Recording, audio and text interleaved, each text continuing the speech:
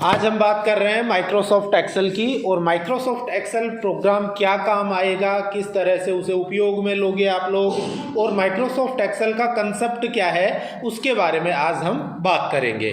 तो सबसे पहले हम माइक्रोसॉफ्ट एक्सेल को स्टार्ट करना सीखते हैं। तो स्टार्ट करने के लिए क्या तरीका है? पहला तो तरीका है कि आप रन कमांड एक्टिव करो, विंडो के साथ R बटन प्रेस किया और आपका रन कमांड एक्टिव हो गया है। ये जैसे रन कमांड आपका एक्टिव होके आ गया। इसमें आपको टाइप करना है EXCEL, एक्सेल आप टाइप करोगे और उसके बाद में आपको ओके बटन पे क्लिक करना है। और दूसरा तरीका क्या है, आप स्टार्ट बटन पे क्लिक करोगे, नीचे स्टार्ट पे क्लिक करोगे। स्टार्ट पे क्लिक करने के बाद में आप सभी प्रोग्राम्स की लिस्ट में आओगे या एप्स की लिस्ट में आओगे। यहाँ आपको ऑफिशियल प्रोग्राम कंप्लीटली दिखा रहा है, देखो माइक्रोसॉफ्ट ऑफिस, और इसके अंदर आपको मिलेगा माइक्रोसॉफ्ट एक्सेल। जैसे ये रहा आपका माइक्रोसॉफ्ट एक्सेल, तो यहाँ से भी आप MS एक्सेल प्रोग्राम को ओपन कर सकते हो। तो सबसे पहले माइक्रोसॉफ्ट एक्सेल प्रोग्राम को मैंने ओपन कर लिया है। सबसे पहले बात करेंगे इसके बेसिक्स की कि एक्सेल है क्या चीज़, कहाँ से आया और कैसे काम में लिया जाता है। तो माइक्रोसॉफ्ट एक्सेल जो प्रोग्राम है ये माइक्रोसॉफ्ट ऑफिस का ही एक भाग है या एक प्रोग्राम है। माइक्रोसॉफ्ट ऑफिस आपका एक पैकेज है या प्रोग्राम्स का एक पैकेज है जो क्या काम में आता है, ऑफिशियल वर्क करने के लिए प्रयोग में लिया जाता है। माइक्रोसॉफ्ट ऑफिस एक ऐसा प्रोग्राम्स का पैकेज है जो ऑफिशियल वर्क करने के लिए प्रयोग में लिया जाता है। और इसी में आप Microsoft Word, Microsoft Excel, Microsoft PowerPoint, Microsoft Access जो कि DBMS प्रोग्राम है उनको आप प्रयोग में लेते हो। और उन्हीं में आपका आ जाता है second program Microsoft Excel program. तो माइक्रोसॉफ्ट एक्सेल जो प्रोग्राम है वो क्या काम में लिया जाएगा, मेनली कोई छोटे मोटे डेटाबेस फाइल आप बना सकते हो और छोटा मोटा मैथमेटिकल वर्क जो आपका होता है, छोटा मोटा आपका अकाउंट से रिलेटेड वर्क होता है, वो सारा काम आप माइक्रोसॉफ्ट एक्सेल में करके चल सकते हो। माइक्रोसॉफ्ट एक्सेल जो प्रोग्राम है, इस प्रोग्राम में जो हम फाइल्स बनाते हैं उन फाइल्स को बुक या वर्क बुक के नाम से जाना जाता है। MS एक्सेल में हम जो फाइल्स बनाते हैं उन फाइल्स को हम किस नाम से जानते हैं, बुक या वर्क बुक के नाम से जानते हैं। और MS एक्सेल के अंदर जो फाइल्स हम बनाते हैं उन फाइल्स का जो एक्सटेंशन होता है या विस्तारक होता है वो होता है .xlsx। जैसे मैं आपको दिखाता हूं, मैंने इसे मिनिमाइज कर दिया है। मिनिमाइज करने के बाद में एडमिनिस्ट्रेटर्स में अपन ने क्या कर रखे हैं, कुछ एक फाइल्स और डॉक्यूमेंट्स बना रखे हैं, तो वो हम ओपन करके देखते हैं। जैसे ये आपके सामने जैसे 10th रिकॉर्ड आ रहा है, ये आपका MS एक्सेल की फाइल है, ठीक है। तो इसको मैं जैसे राइट क्लिक करके प्रॉपर्टीज़ में आता हूँ इसके, और प्रॉपर्टीज़ के अंदर हम इसकी कंप्लीट प्रॉपर्टी देखते हैं। देखो फाइल का टाइप क्या दिखा रहा है, Microsoft Office Excel binary workbook. और यहाँ पे देखो इसका एक्सटेंशन जो दिखा रहा है आपको, वो एक्सटेंशन दिखा रहा है .xlsx। ये इसका एक्सटेंशन है या विस्तारक है। मैंने बताया था MS वर्ड की जो फाइल आप बनाते हो, MS वर्ड की फाइल का जो एक्सटेंशन होता है वो होता है .docx। MS वर्ड की जो फाइल होती है उनका एक्सटेंशन होता है .docx। और MS एक्सेल की जो फाइल्स होती हैं उनका जो एक्सटेंशन होता है वो होता है .xlsx, ठीक है। ये आप लोगों को ध्यान में रखना है। तो वापस मैंने जैसे इसे बंद किया और वापस मैं क्या कर लेता हूँ, माइक्रोसॉफ्ट एक्सेल प्रोग्राम ओपन कर लेता हूँ। जैसे ये वापस मैं माइक्रोसॉफ्ट एक्सेल प्रोग्राम पे आ गया हूँ, ये मैंने माइक्रोसॉफ्ट एक्सेल प्रोग्राम खोल लिया। तो मैंने क्या बताया, सबसे पहले यहाँ एक चीज़ आपको और ध्यान रखनी है, MS एक्सेल प्रोग्राम ओपन करते हो तो ऐसे में जो आप फाइल बनाते हो उस फाइल का जो बाय डिफ़ॉल्ट नेम होता है, बाय डिफ़ॉल्ट नेम का मतलब जो कंप्यूटर ने नाम रखा है, ठीक है, या आपके प्रोग्राम ने नाम रखा है, वो क्या आता है आपके सामने, बुक के नाम से आता है। बुक फर्स्ट आएगा, फिर आप सेकेंड फाइल ओपन करोगे या नई फाइल खोलोगे तो बुक सेकेंड हो जाएगा, उसके बाद में बुक थर्ड हो जाएगा, बुक फोर्थ हो जाएगा, बुक फिफ्थ हो जाएगा। तो ये रेगुलरली कंटिन्यूसली चलता जाएगा। तो आपको ध्यान रखना है, MS एक्सेल प्रोग्राम ओपन करते हो तो ऐसे में जो फाइल का या MS एक्सेल की जो आप वर्कबुक बना रहे हो उस वर्कबुक का जो बाय डिफ़ॉल्ट नेम आता है या नाम होता है वो आता है आपके सामने बुक फर्स्ट। ये चीज़ आपको यहाँ पे ध्यान में रखनी है।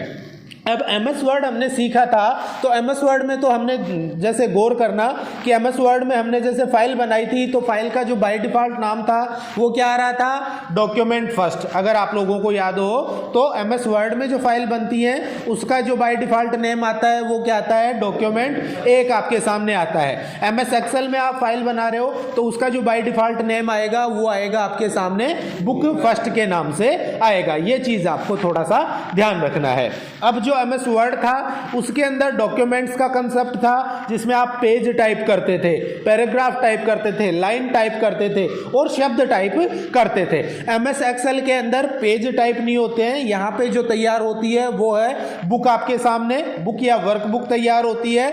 और वर्कबुक किससे मिलके बनती है, सीट से मिलके बनती है। किससे मिलके बनती है, सीट से मिलके बनती है। यहाँ आपको ध्यान देना है, अभी आप माइक्रोसॉफ्ट ऑफिस 2010 में काम कर रहे हो तो यहाँ आपको सीट कितनी उपलब्ध हो रही है, 3 सीट आपके सामने आ रही है। ऑफिस 2013 और 2013 से ऊपर के जो भी वर्जन है, यहाँ थोड़ा सा ध्यान रखना है। ऑफिस 2010 तक अगर आप MS एक्सेल काम में ले रहे हो तो वहाँ पे आपके सामने कितनी सीट आती हैं, 3 सीट आती हैं। जैसे ही आप एक नई फाइल ओपन करते हो, अगर आप ऑफिस 2013 या ऑफिस 2016, ऑफिस 2019 या ऑफिस 2021 में अगर आप काम करोगे तो वहाँ पे आपको ओनली सिंगल सीट अवेलेबल होगी या एक अकेली सीट ही मिलती है। तो यहाँ आपको कंफ्यूज नहीं होना है, प्लस आपको याद भी रखना है, ठीक है ना। कहीं भी पूछा जा सकता है ये चीज़ कि भाई कौन सा एक्सेल प्रोग्राम है जिसमें सिंगल सीट आती है, या कौन से एक्सेल प्रोग्राम से सिंगल सीट आना प्रारंभ हुई थी। तो आपको ध्यान में रखना है ऑफिस 2013 से सिंगल सीट आना प्रारंभ हुई थी। ये चीज आपको ध्यान में रखनी है। अभी जैसे मैंने बताया MS एक्सेल में फाइल बनाएंगे उसे बुक या वर्कबुक के नाम से जानते हैं। और वर्कबुक किन से मिलके बनती है, सीट से मिलके बनती है। और मिनिमम सीट होती है 1 और मैक्सिमम सीट आपको जितनी चाहिए उतनी आप इसमें ऐड ऑन कर सकते हो या जोड़ सकते हो। और सीट ऐड करने के लिए शॉर्टकट की है शिफ्ट प्लस F11, ठीक है, या F11, ठीक है। तो यहां से आप क्या कर सकते हो, एक तो यहां आपको देखो ये बटन दिखा रहा है, इस बटन पे क्लिक करके आप क्या कर सकते हो, नई सीट जोड़ सकते हो। या फिर शॉर्टकट की दिखा रहा है आपको, देखो शिफ्ट प्लस F11, इस शिफ्ट प्लस F11 की सहायता से भी आप क्या कर सकते हो, नई सीट ऐड कर सकते हो या जोड़ सकते हो। मिनिमम सीट कितनी रहेगी, 1 रहेगी, और मैक्सिमम सीट कितनी होंगी, 256 हो सकती है। ये भी आप लोगों को ध्यान में रखना है। आप सभी को ये भी ध्यान में रखना है कि MS एक्सेल के अंदर मिनिमम सीट होती है 1 या 1, ठीक है, और मैक्सिमम सीट कितनी हो सकती है, 256 इसके अंदर क्या हो सकती है, मैक्सिमम सीट्स हो सकती हैं। तो ये चीज़ आपको ध्यान रखनी है। तो पहली बात हो गई आपकी बुक की, दूसरी बात हो गई आपकी सीट की।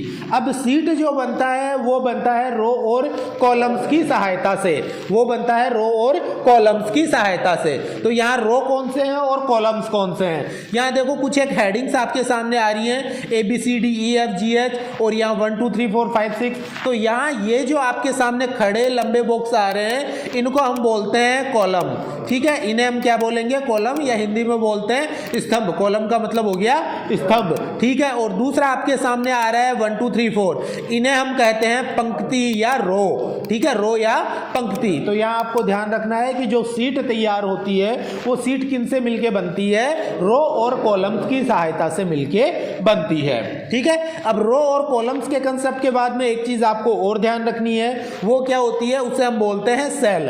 क्या बोलते हैं, सेल, CELL, सेल। सेल क्या होता है, आपका कोई एक कॉलम और आपका कोई एक रो आपस में जहां भी क्रॉस करेगा, काटेगा, प्रतिच्छेद करेगा, वहां एक आयताकार बॉक्स बनेगा या रेक्टेंगल बनेगा।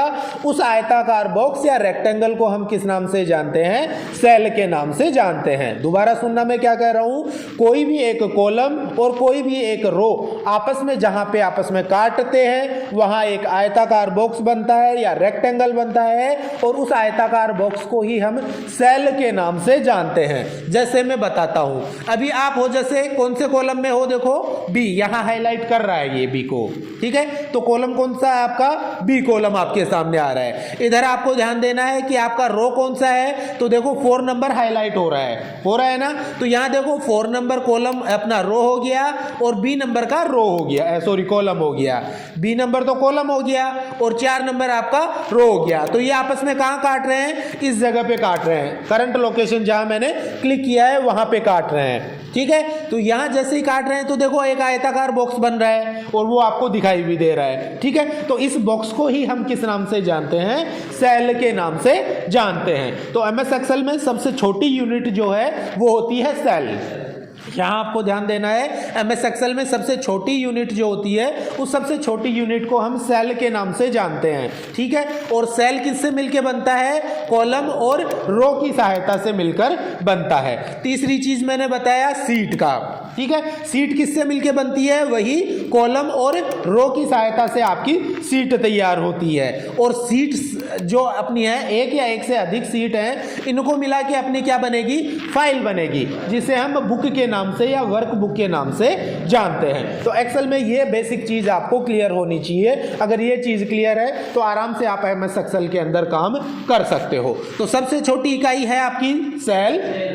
सेल किससे मिलके बनेगा, कॉलम और रो की सहायता से। और कॉलम और रोज को मिला के और क्या बनता है, सीट बनती है। और सीट्स को मिला के क्या बनता है, बुक या वर्कबुक बनता है। तो ये चीज आपको थोड़ा सा एक्सेल में ध्यान में रखना है, ठीक है। पेज का कंसेप्ट भी होता है परंतु वो ओनली प्रिंटिंग के टाइम पे काम में आता है। बाकी सारा जो काम है वो ये रो, कॉलम, सीट, सेल और वर्कबुक के ऊपर ही क्लियर होता है। तो ये चीज आप लोगों को ध्यान में होनी चाहिए कि भाई किसे रो कहते हैं, किसे कॉलम कहते हैं, किसे सीट कहते हैं, किसे बुक कहते हैं, किसे सेल कहते हैं। अब सेल के बारे में एक चीज और अपन क्लियर करते हैं, या एक बात और अपन क्लियर करते हैं, वो कौन सी है। जैसे अपन इस सेल पे हैं, भाई अपने को क्या पता चले कि आप कौन से सेल पे हो। भाई बॉक्स तो इसमें देखो हजारों लाखों बने हुए आ रहे हैं, बहुत सारे बने हुए आ रहे हैं ना आपके सामने, ठीक है ना। तो आपको क्या पता चले कि आप कौन से सेल में काम कर रहे हो। तो ऐसे में कंप्यूटर में, एक्सेल में सिस्टम क्या है कि प्रत्येक सेल का अपना एक नाम है या प्रत्येक सेल का अपना एक एड्रेस होता है। और वो हमें कहां से पता चलेगा, वो हमें पता चलता है यहाँ फॉर्मूला बार, ये जो पट्टी है ये आपके सामने आ रही है फॉर्मूला बार, और फॉर्मूला बार के लेफ्ट साइड में आपके सामने नेम बॉक्स आ रहा है। और इस नेम बॉक्स के अंदर आपको सेल का नाम प्रदर्शित होता है या सेल का एड्रेस प्रदर्शित होता है, डिस्प्ले होता है। जैसे मैं यहाँ हूँ अभी, ठीक है, यहाँ हूँ, ठीक है। तो यहाँ हूँ तो देखो ये कौन सा कॉलम है, ध्यान देना, ये सेल कौन से कॉलम में है, सी नंबर के कॉलम में है, ठीक है, सी नंबर के कॉलम में है। उसके बाद में अगला आपके सामने क्या आ रहा है, ये देखो 5 नंबर क्या है, रो आ रहा है आपके सामने, 5 नंबर क्या आ रहा है, रो आ रहा है। तो यहाँ देखो सेल का नाम क्या आ रहा है, C5 आपके सामने आ रहा है कि नहीं आ रहा है। दोबारा ध्यान देना, यहाँ मैं आ रहा हूँ, यहाँ देखो ये कॉलम कौन सा है, F आपके सामने आ रहा है। और यहाँ देखो रो कौन सा आ रहा है, 6 आपके सामने आ रहा है। तो यहाँ देखो सेल का नाम F6 दिखा रहा है क्या आपको, ठीक है। अगर ये नहीं भी दिखाए, देखो ये कहाँ से शो हाइड होता है, व्यू में आया, व्यू के अंदर शो हाइड का कमांड दे रखा है। इसके अंदर देखो कहाँ, ये रहा फॉर्मूला बार, और फॉर्मूला बार को मैंने हाइड कर दिया। अब देखो आपके सामने फॉर्मूला बार नहीं आ रहा। अब जैसे मैं इस सेल पे आ गया, ये सेल कौन सा है, कौन बताएगा, ये कौन सा कॉलम है, ध्यान दो, ये है ओ आपका कॉलम, ठीक है। और रो कौन सा है, 19। तो इस सेल का एड्रेस क्या है या इस सेल का नाम क्या है, O19। क्लियर हो गया, किस हिसाब से देखेंगे, तो ये देखने का तरीका है। वापस मैं फॉर्मूला बार को शो कर देता हूँ, ये फॉर्मूला बार शो की, और यहाँ देखो, देखिए O19 आपको दिखा रहा है। तो ये तो बेसिक सी बात हो गई कि भाई एक्सेल में क्या क्या चीजें आ रही हैं। दूसरा हम एमएस एक्सेल के स्क्रीन को क्लियर करते हैं कि स्क्रीन पे क्या क्या चीजें आ रही हैं और उन्हें किस नाम से जाना जाता है और उनका क्या काम है, ठीक है। सबसे ऊपर जो आप पट्टी आ रही है, इस पट्टी को हम किस नाम से जानते हैं, टाइटल बार के नाम से जानते हैं या शीर्षक पट्टिका के नाम से जानते हैं। टाइटल बार में आपके प्रोग्राम का नाम आता है और साथ में आपने जो फाइल बनाई है उस फाइल का नाम आता है। तो एमएस एक्सेल में जो फाइल बनाते हैं उस फाइल को हम किस नाम से जानते हैं, बुक या वर्कबुक के नाम से जानते हैं। इसके राइट साइड में अगर आप आते हो तो आपको 3 कंट्रोल बटन मिलते हैं। इन कंट्रोल बटन्स में सबसे पहला कंट्रोल बटन आ रहा है क्लोज के लिए, प्रोग्राम को बंद करने के लिए, जिसकी शॉर्टकट की है Alt+F4।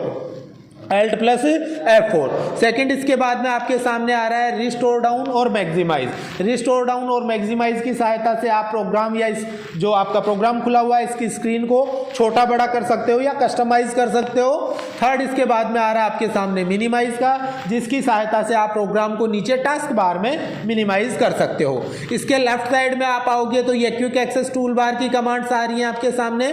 Quick access tool bar के अंदर देखो पहला सेव के लिए आ रहा है, तो आपने जो फाइल बनाई है उसे सेव करोगे या वर्कबुक तैयार की है उसे सेव करोगे।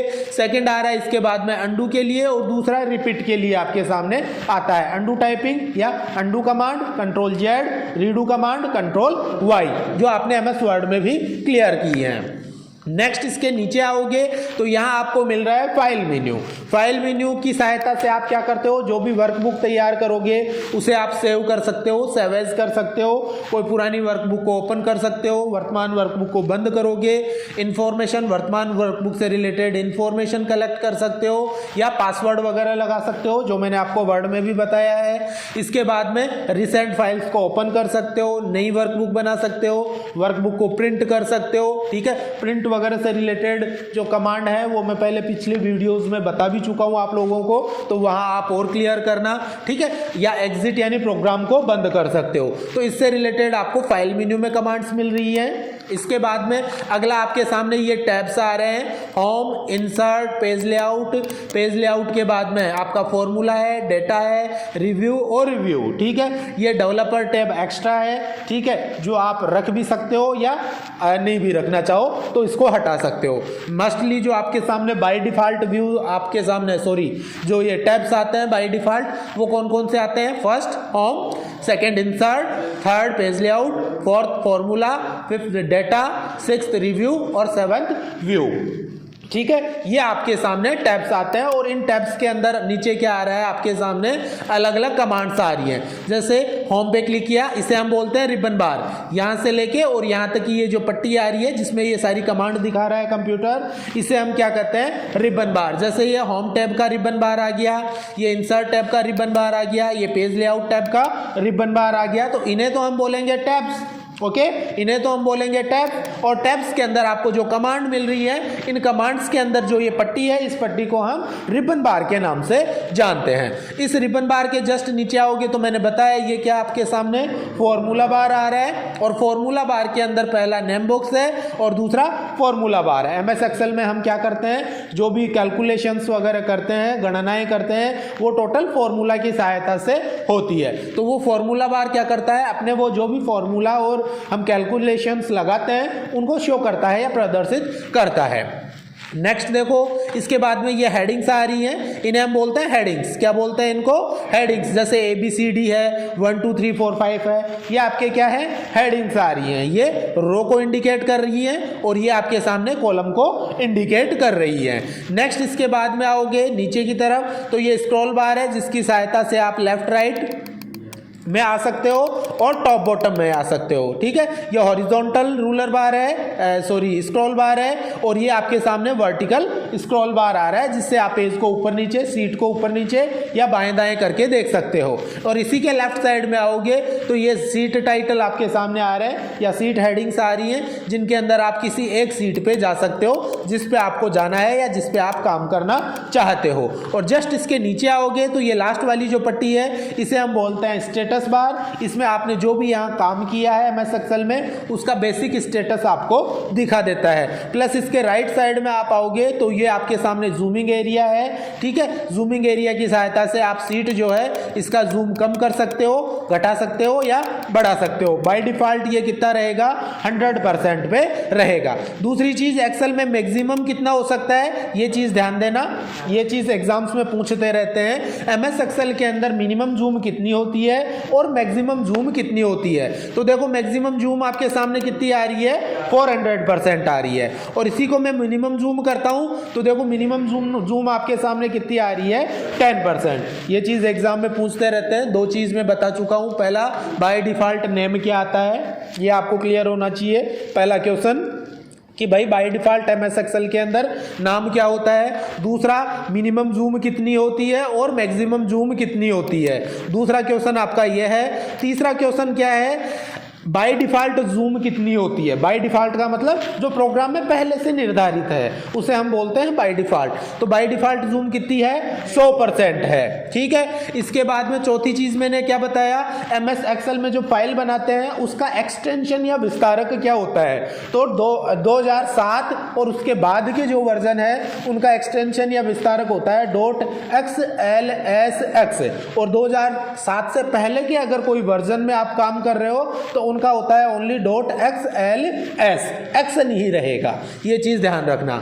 तीसरी चीज़ मैंने बताई, नेक्स्ट चीज़ मैंने क्या बताया, नेक्स्ट आइटम मैंने क्या बताया कि MS एक्सेल के अंदर जो ये सीट होती हैं ये कितनी होती हैं? तो ये मैंने बताया ऑफिस 2013 से पहले के जो वर्जन्स हैं उनमें 3 होती हैं। ठीक है, और ऑफिस 2013 के बाद के जो वर्जन्स होती हैं उनके अंदर एक बाय डिफ़ॉल्ट सीट रहती है। ओके, तो ये 5-7 चीज़ें हैं जो आपके क्लियर होनी चाहिए कि क्या क्या आइटम होता है या किस हिसाब के क्वेश्चंस आ सकते हैं, या किस हिसाब, अगर आप मान लो इंटरव्यू में भी जा रहे हो, ओके, तो इंटरव्यू में ये क्वेश्चंस आपको पुटअप कर सकता है। ठीक है, कि MS एक्सेल आपने ओपन किया तो बाय डिफ़ॉल्ट फाइल का नाम क्या आएगा?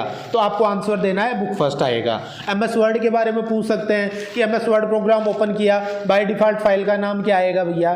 तो आपको बताना है डॉक्यूमेंट फर्स्ट बताना है। कि मैक्सिमम जूम कितनी है? ठीक है भाई, बेसिक चीज़ें अपन गौर नहीं करते इन चीज़ों के ऊपर।